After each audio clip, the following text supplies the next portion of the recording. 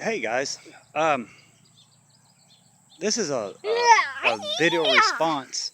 Um, Canadian Prepper gave me a shout out, and he was talking about one of my videos that I mentioned. In a SHTF situation, my boys would eat before I would eat, and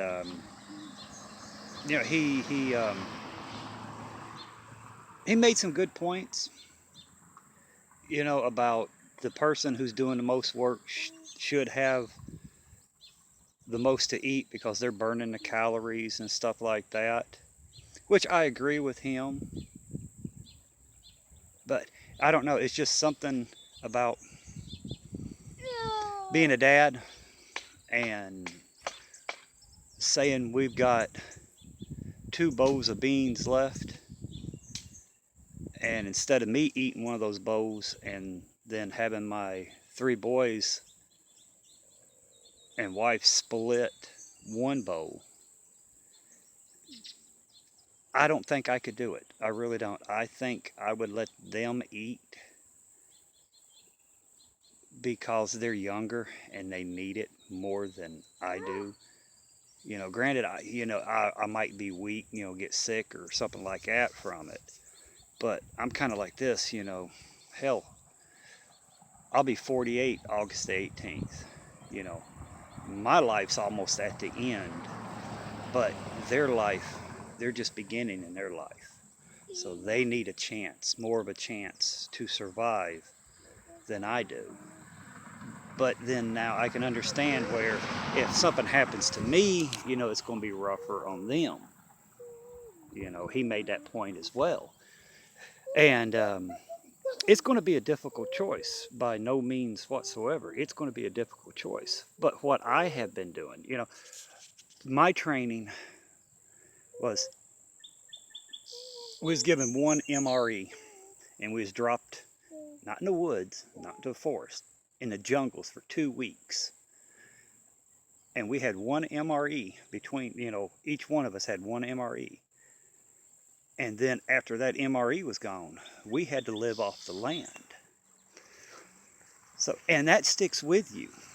Yeah, it stuck with me, and that's why I try to, here for the past year or so, I have been training my body. I might eat a snack and then have one main meal and not eat anymore, and go out and work in the heat and in the winter and hunt and trap just on that small amount of food. Hold on. Speaking of kids, my 4-year-old's stuck up in a tree. Come here, buddy. I said mommy. Well, mommy's inside. Come here. Come on. Hop down. Come on. All right, stay out of the trees. Sorry about that. But I have been training, you know, taking food in, less food in, and working harder.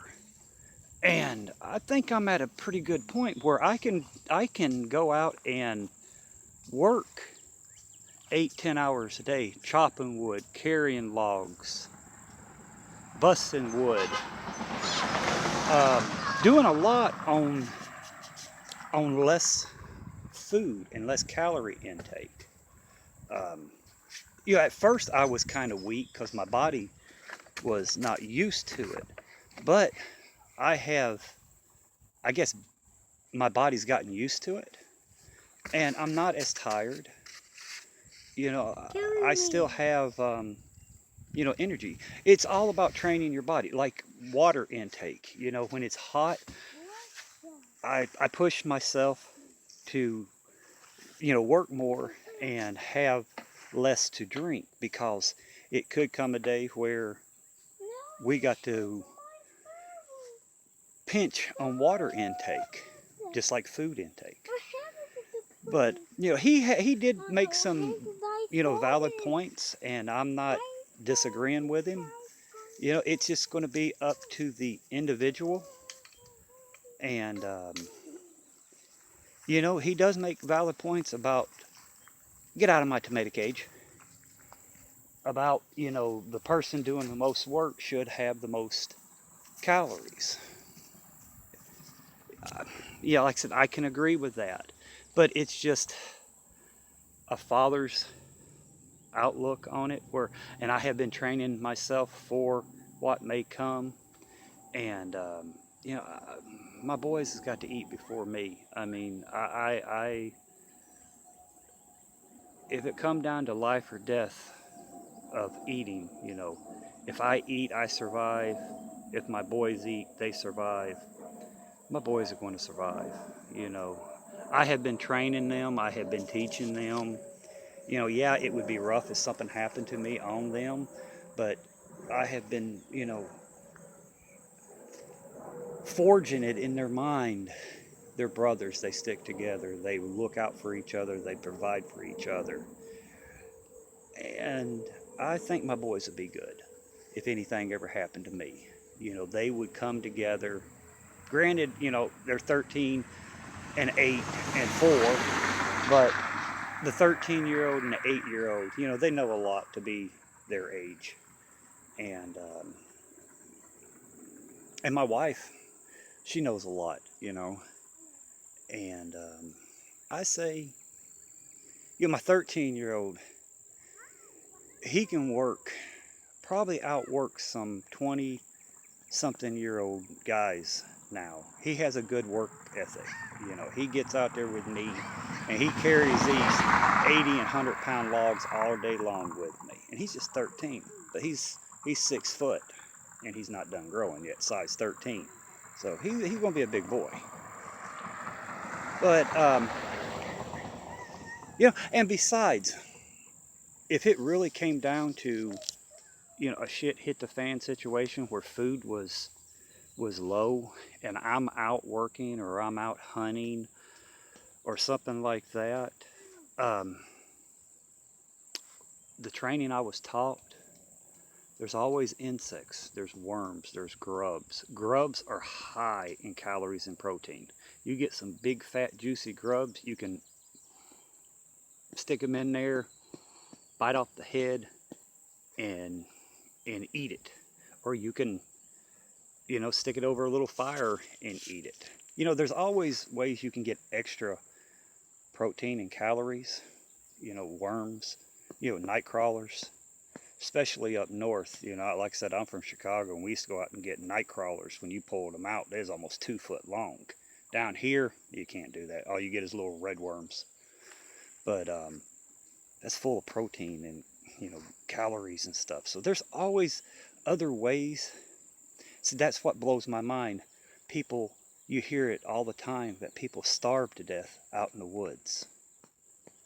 How in the hell can somebody starve to death out in the woods? That's a damn grocery store out there. You just got to know what to look for to eat. You know, and bugs, worms, you know, those big black shell bugs. You pop off the back and all that meat in the back of them, you can eat it raw or you can kind of put it over a little fire and roast it up and eat it. You know, there's all kinds of ways. So if I wouldn't let myself get, you know, sick from lack of nutrition, lack of food or anything like that, you know, unless, you know, like I said, unless it was came down to where we just had enough food for me to survive or enough food for my boys to survive. My boys are going to survive. You know, that's just my choice. That might, you know, and the way I look at it. You know, other people might have a different outlook. But like I said, you know, I'm almost a half a century old. I've been in here in this world long enough. You know, my time's almost up. They're just beginning, and you know, they're more important than me. But that's a you know, a last resort bad case scenario. You know, but leave it alone. No. 4-year-old giving me hell. But you know, check his video out. You know, he did make a lot of valid points, and honestly, I'm honored that he he's a big. I think he's got like 91,000 subs, and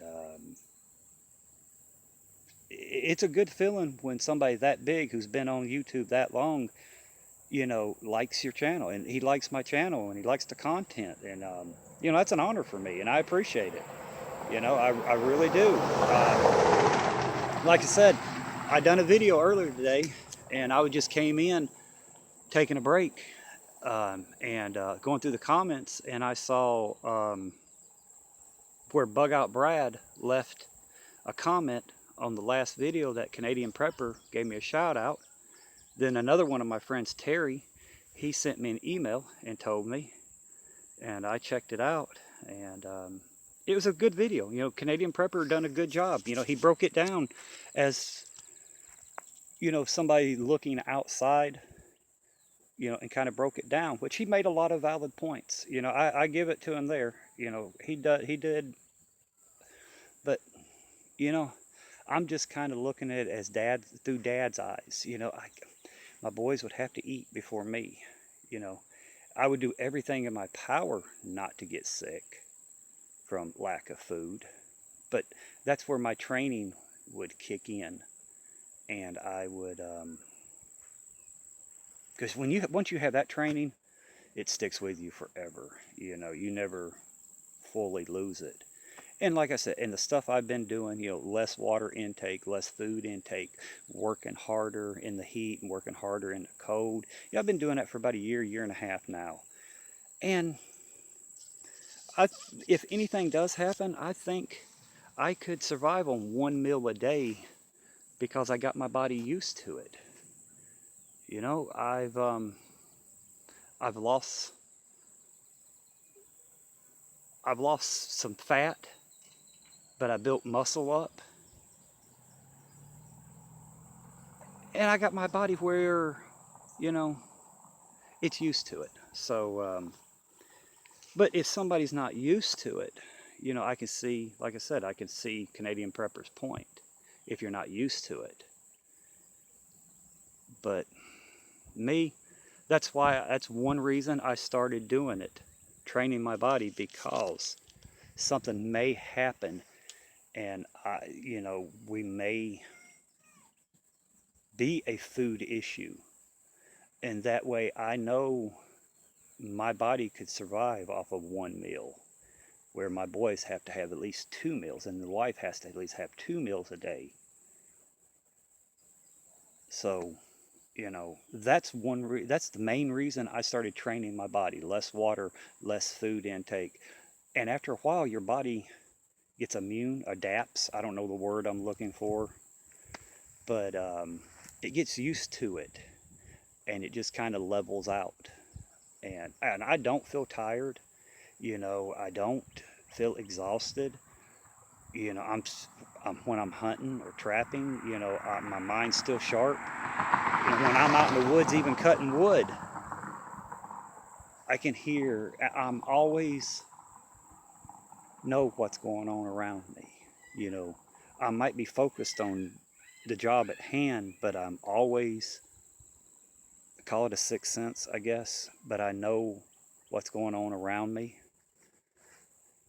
But I guess that's just you have to train yourself for that, I guess. I don't know all this. I'm just telling you how I feel, how I see things and how I do things. They might be a word, a fancy medical term or something for it. I have no idea. But, if you train yourself, you can do a lot with less food intake, but you got to train yourself. Like I said, that first couple of months, it was rough. I mean, you do get sick. You do feel like you feel like hell, and that's from food. Now you throw lack of water on there, that makes it rough. But I'm glad I done it, because now I know how much I can push my body and how much I can go without food and go without water until I reach the breaking point. And so if in a shit hit the fan situation, you know, I think I'm gonna be pretty good, you know, on that aspect, because I know what I'm gonna have to do. And like I said, my training, if I get that hungry and we run that low on food and I get that hungry, there's bugs where they're eating beans and rice or whatever. You know, I can always, bugs, grubs, worms, you know, there's always creepy critters out there that you can catch and eat. You just might have to dig through rotten logs and stuff like that. But, you know, it's out there. You just have to think, oh, I got to eat this. But if you don't eat it, you can die. You could die from starvation. And yeah, it's going to take a lot of bugs and worms to give you enough calories and protein to survive. But it also goes to, you know, okay, I've got a little something in my stomach. And that's going to, your mind plays a real important role. Instead of, you know, thinking, oh, I don't have nothing, I'm going to die. Your mind's going to say, okay, at least you got something in your stomach. Now you can go on a little bit more and find a little bit more food. Your mind's a valuable tool. Once it goes, then your game's over with. But if you can keep your mind going and helping you, I hope I'm saying this right. I hope you guys understand. But you know, you got to keep your mind going in a positive. Like, okay, it's 3 grub worms. You eat them, and that's telling your body, well, at least you got food in you. You're okay. You're not empty. You've got something in your body. I hope you understand what I'm saying. But again, you know, thank you, Canadian Prepper. I'm glad you like my channel. Um, it's it's pretty cool. It's pretty cool, and I'm so thank you. Thank you, and everybody check his channel out if you haven't watched him. You probably have, but then I want to thank Bug Out Brad, because he brought it to my attention, and my friend Terry, and I thank you two guys, and I guess that's my video response. Like I said, he made good sense. He made good points. Like I said, I'm just kind of seeing through Daddy's eyes. My boys are my boys. But anyway, thank you guys. Thank you, Canadian Prepper. Thank you, Bug Out Brad. Thank you, Terry. And thank everybody else. It's much appreciated. I'll see you on the next one, guys. Bye.